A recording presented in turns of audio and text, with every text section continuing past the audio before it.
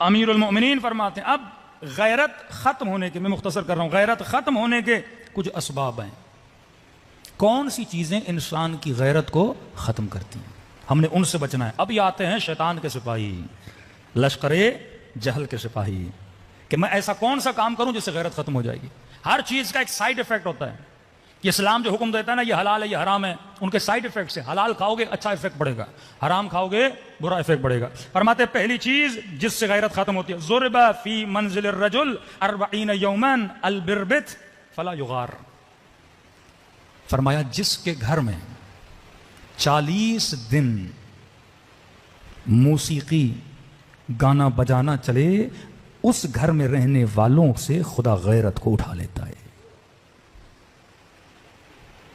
حدیث معصوم۔ جس گھر میں 40 دن فحشا ہو، اب موسیقی کا باب بہت بڑا ہے۔ کون سی موسیقی؟ جس کے سننے سے انسان کی شہوت ابھرے۔ کون سی شعر و شاعری؟ جس کے سننے سے انسان کی شہوت کو ابھارا جائے۔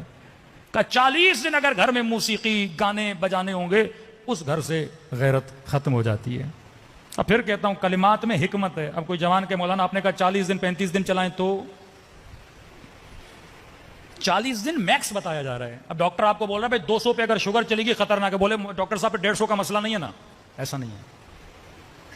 مطلب تجھے میکسیمم چیز بتائی جا رہی ہے۔ 40 دن اگر ہو گئے تو غیرت گئی تمہارے گھر سے۔ تو اہل تقوی کے گھروں میں موسیقی کے آلات اسباب نہیں ہوتے۔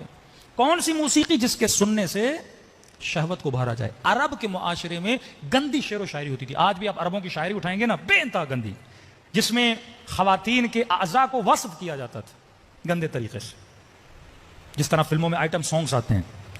کام یہ ہوتا ہے کہ ایک عورت کے اعضاء کو وصف کیا جائے شعر و شاعری میں، یا دکھا کر، یا موسیقی اور اس گانے بجانے کے ذریعے سے اگلے کی شہوت کو ابھارا جائے۔ فرمایا الغنا اشد من الزنا، غنا زنا سے بدتر ہے۔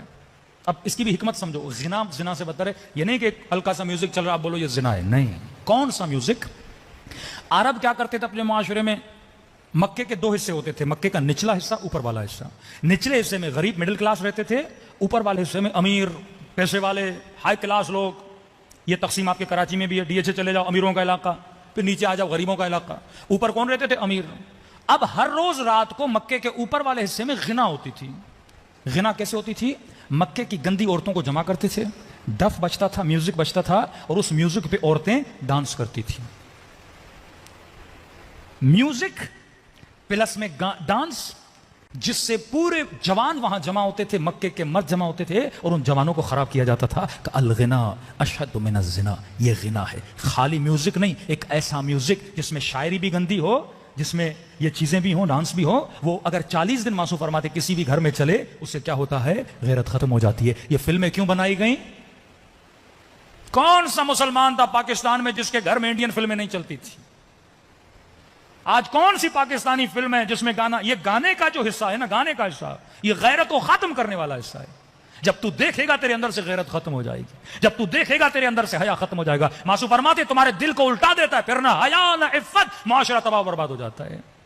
مسلم معاشرہ وہ ہے جس معاشرے میں کیا پائی جائے؟ غیرت پائی جائے۔ سب بات پڑھے محمد و آل محمد پر۔